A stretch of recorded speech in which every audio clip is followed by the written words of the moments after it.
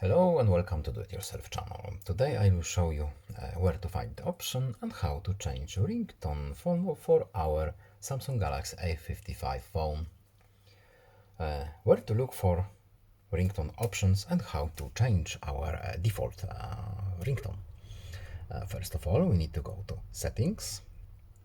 In settings, we are looking for sounds and vibration. And here it is, ringtone. When we tap our ringtone, first of all, we can change volume of our ringtone, and we can, of course,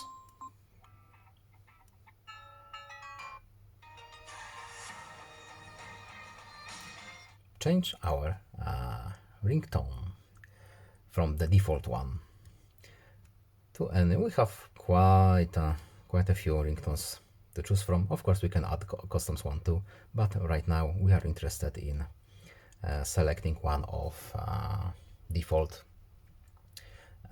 options. So I hope this video is helpful to you. Please leave a like and subscribe. Have a nice day and see you in the next video. Bye.